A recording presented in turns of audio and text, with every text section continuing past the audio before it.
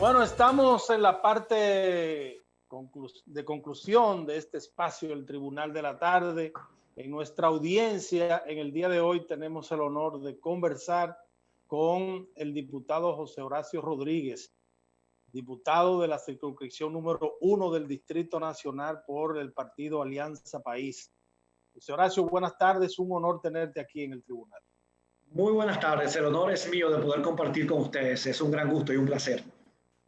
José Horacio, vamos a iniciar porque tú has tenido un inicio, valga la redundancia, en la curul que está ocupando en la Cámara de Diputados, bastante fluido, con algunas iniciativas importantísimas y bueno, has ido jugando tu papel, gracias a Dios que podemos contar con representantes como tú.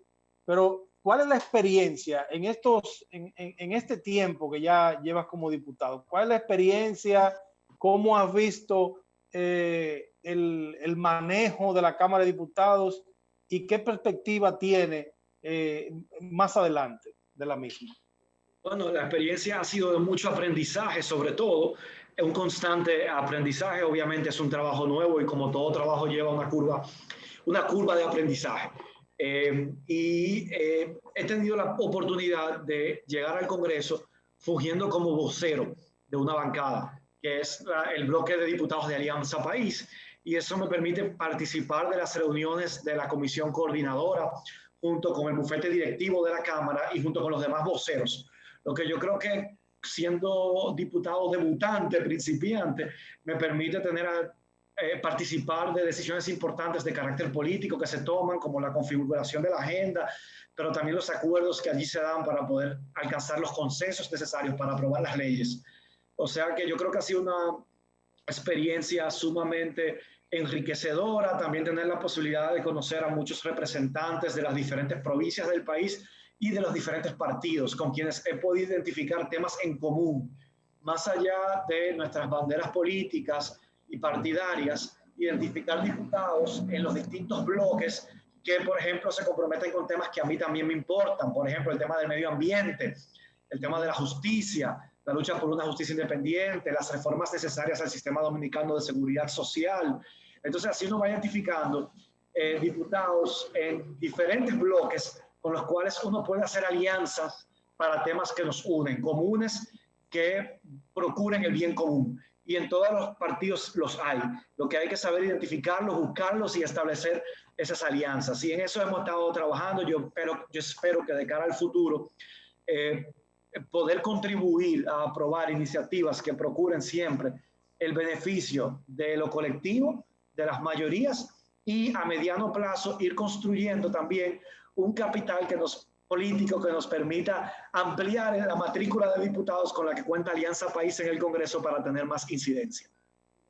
Los congresistas han visto como necesario la aprobación de los estados de emergencia cada vez que se le ha solicitado. Tengo entendido, usted me corrige, creo que ya le han aprobado 3 estados de emergencia de 45 días. ¿Es así? Me parece que sí, han sido 3 de 45 días. Así ha sido, sí. Desde su perspectiva como legislador, ¿cómo usted entiende que ha manejado el gobierno el tema de la pandemia? Porque el gobierno, incluso legisladores del PRM, que estuvieron en desacuerdo en aprobarle los estados de emergencia al gobierno pasado, porque entendían que había un problema de política ahí. Sin embargo, ahora han pedido en 3 ocasiones 45 días y le ha sido aprobado. Entonces, desde su perspectiva como legislador, tenemos conocimiento que usted siempre ha estado muy preocupado por las causas más nobles del pueblo dominicano. Eso lo entendemos. ¿Qué le parece a usted este tema y el manejo de la pandemia hasta el día de hoy? A mí me parece irresponsable jugar a la política con la pandemia. Yo creo que la pandemia nos obliga a todos a actuar en procura de los intereses nacionales, que son en primer lugar salvar vidas. la posibilidad de que exista la menor cantidad de víctimas fatales por esta enfermedad. Yo pienso que esa es la prioridad número uno. Y en segundo lugar, mantener o recuperar la economía. Entonces, esos son los dos puntos principales en los que tenemos que enfocarnos. Hay que recuperar una normalidad que hemos perdido desde marzo del año pasado, pero esa normalidad no se puede recuperar de golpe. Yo creo que el gobierno, si bien ha actuado, uno siente y se percibe improvisando en muchas ocasiones y sin la seguridad suficiente a la hora de establecer medidas de alcance nacional, de obligatorio cumplimiento para todo el mundo, se ha mostrado abierto a escuchar a los diferentes sectores que se ven afectados por las medidas que se toman. Y eso me parece positivo. El gobierno está aprendiendo, como estamos aprendiendo toda la población, a vivir en medio de esta situación mundial. Y yo creo que el gobierno también está viviendo y experimentando su propia curva de aprendizaje. No es lo mismo hablar de lo que se debe hacer desde el gobierno que estar en el gobierno y tener que hacerlo y ejecutarlo. Yo entiendo que hay mucho cansancio en la población y es entendible. Ese cansancio lo vivimos y lo experimentamos todos. Pero eso nos lleva quizá a pedir y solicitar que se tomen medidas que cuando se hace desde lo particular no se deben asumir las consecuencias de lo que tendría que pasar. Hablar un ejemplo concreto. Mucha gente quiere que se levante ya el toque de queda. Yo quisiera que tuviéramos en condiciones de poderlo levantar. Ahora bien, esas personas que piden en las redes sociales y desean y atacan para que se levante, no tendrán luego que asumir las consecuencias de lo que en nuestro país ocurriría si se sobresaturan los hospitales y comienzan a morir las personas en las aceras de los hospitales porque no encuentran una cama. Las consecuencias de una situación como esa, que se puede salir de control, la tiene que asumir el gobierno. Y los cientos y miles de muertos que se puedan contar, también el gobierno que lo tiene que asumir y que tiene que asumir esa consecuencia. Por lo tanto, yo entiendo que es una situación compleja y que la actitud que hemos asumido es la de colaborar y la de apoyar, no jugar a la política, apoyar al gobierno a, uno, prevenir la propagación de la pandemia y dos, es recuperar la economía. Pero al mismo tiempo, recordar que como diputados nosotros tenemos que defender los derechos de la ciudadanía y de la población y que en la medida en que esos derechos se vean conculcados, abusados, amenazados, nosotros tenemos que salir a responder y a levantar nuestra voz y a fiscalizar al Ejecutivo para que esos derechos no se vulneren. Por eso tenemos una agenda, trabajar desde el Congreso Nacional de la mano con la policía para que se respeten los derechos de la ciudadanía en el marco del estado de emergencia. Por eso levantamos nuestra voz cuando la Procuraduría anunció multas sin amparo legal y tuvo que echarlas para atrás. Hizo bien.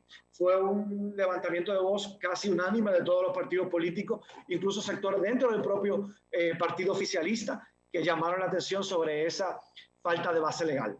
Por lo tanto, es un tiempo difícil que requiere colaboración, requiere creatividad y requiere mucha paciencia. José Horacio, tú lo has dicho, ustedes son representantes de la ciudadanía y ustedes tienen, así como la iniciativa de presentar iniciativas de ley, aprobar las leyes, ustedes también tienen la responsabilidad de fiscalizar, de representar, pero como tú dices, que le dan seguimiento a todos esos temas, fíjate una cosa, el caso de las multas, por ejemplo, no es nuevo, porque incluso desde la pasada gestión gubernamental se estaban aplicando esas multas. Incluso el propio ministro de Salud Pública o el ex ministro de Salud Pública, el doctor Cárdenas, en una resolución que leyó públicamente, daba a conocer cuáles eran las multas a que se exponían los dominicanos que violaran el toque de queda. Pero además hemos visto con mucha frecuencia actuaciones muy deprimentes de la Policía Nacional donde son visibles los atropellos, los abusos hacia ciudadanos. El más reciente fue ayer, un ciudadano que sale a cumplir con su deber ciudadano de botar la basura donde va, en el zafacón, y por el simple hecho de que no tiene mascarilla o no la tiene puesta porque la tiene en el bolsillo, pero no hay nadie en esa área, él sale de su residencia hacia donde está el cosa y lo detienen y lo llevan detenido. Ahora, ¿qué está haciendo el Congreso Nacional y específicamente ustedes los diputados con ese tipo de atropellos? ¿No hay posibilidad de ustedes llamar a capítulo, de interrogar o de interpelar al jefe de la policía, al director de la policía en este caso? Eso se está en este momento en el Congreso Nacional discutiendo, ponderando y determinando la mejor vía para hacerlo. Se introdujo una resolución por parte del diputado Carlos Alberto Amarante solicitando la suspensión de las medidas que había tomado la Procuraduría. Y cuando se estaba discutiendo en comisión que ya la Procuraduría las había retirado y se decía que carecía de objeto, surgió en una reunión conjunta de la Comisión de Hacienda, de Justicia y del Ministerio Público la preocupación ante esos abusos policiales. Hubo el acuerdo de diputados de todas las bancadas de que tenemos que darnos rápido y accionar. Se planteó la posibilidad de invitar a la al director de la policía. Se planteó la posibilidad de visitarle y hacer un encuentro. Se están viendo las formas, pero eso se está discutiendo ahora mismo en el Congreso Nacional y pronto yo creo que se hará público cuál será la vía que se decidirá para abordar esa problemática, porque preocupa, y yo debo decirlo, que ha sido un tema de preocupación que ha salido a flote en las discusiones en las diferentes comisiones a las que yo pertenezco por diputados de las diferentes bancadas que integran el Congreso ahora mismo. Horacio, una parte de la población ve esos excesos como parte del toque de queda en su conjunto, y creo que muchos de esos excesos policiales que hemos visto en las redes sociales y en medios tradicionales también han servido para incrementar, digamos que el ánimo, ¿no?, de animadversión, hasta de ira, en cierto punto, en contra de una medida que a todas luces va creciendo en impopularidad con el pasar del tiempo. Te escuché con una pregunta de Vianney Marcelino afirmar que estás a favor de que se mantenga el toque de queda. Creo que se interpreta esto de manera muy clara. Por lo tanto, te pregunto, ¿pero no podría el Congreso de la República, no sé mediante qué mecanismo, enviarle un mensaje contundente al gobierno dominicano? Ustedes que son representantes del ánimo nuestro, yo soy un ciudadano del Distrito Nacional, de la circunscripción 1 del Distrito Nacional, y lo que yo veo en los comerciantes con los que me reúno, sé que tú también te reúnes con muchas más personas que yo incluso, y lo que yo veo es que hay un ánimo en contra de que se mantenga el toque de queda. Y como representante entiendo que tienes también una misión de responsabilidad, pero ¿cómo pudiera la Cámara de Diputados al menos llevarle el mensaje al gobierno dominicano de que se están asfixiando los negocios privados de la República Dominicana cuando usted le impone un sábado, primero cerrar a las 12 y que todo el mundo esté trancado a las 12 del mediodía en su casa, que ni siquiera abrieron los bancos ese sábado, y ahora le pone como límite las 3 de la tarde, con los gimnasios cerrados, salones de belleza teniendo que cerrar y sus integrantes saliendo huyendo con J hacia sus hogares a las 12 y 12 y media de la tarde, y muchos otros negocios que sencillamente no están pudiendo operar. ¿Cómo pudiera abordarse eso desde la Cámara de Diputados? Bueno, se puede abordar desde muchas maneras y no es fácil el tema. Yo mismo hice una consulta en mis redes sociales y me contestaron más de 5,000 personas y una abrumadora mayoría, un 60%, entendía que no se debe continuar con la medida del toque de queda. Yo creo que mi rol como representante es hacer ese tipo de de consultas y hacer una retroalimentación con la ciudadanía que estoy llamado a representar. Al mismo tiempo, o sea, estoy de acuerdo contigo de que tenemos que hacerle saber al gobierno los reparos que tenemos frente a las medidas que se están tomando. Yo no creo que la próxima extensión pase tan fácil como las anteriores. Las anteriores hasta ahora han sido unánimes y también han sido sin amplios debates. O sea, en los próximos yo auguro que va a haber mucho más amplios debates y que probablemente no sea unánime.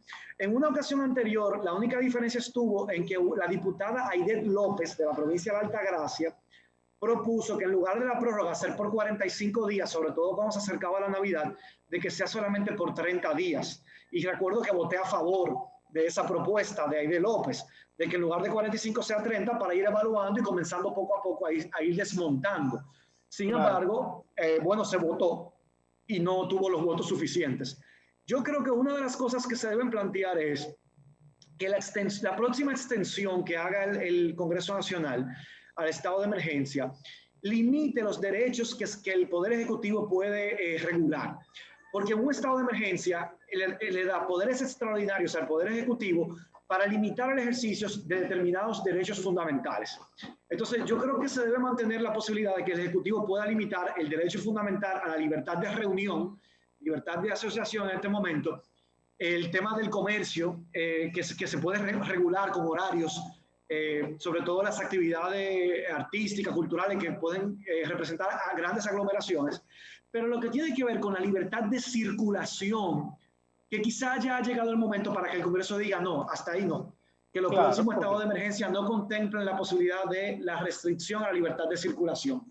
Esa es una posibilidad que tiene el Congreso al momento de aprobar la próxima resolución de extensión del estado de emergencia, que yo soy partidario de que evaluemos esa posición.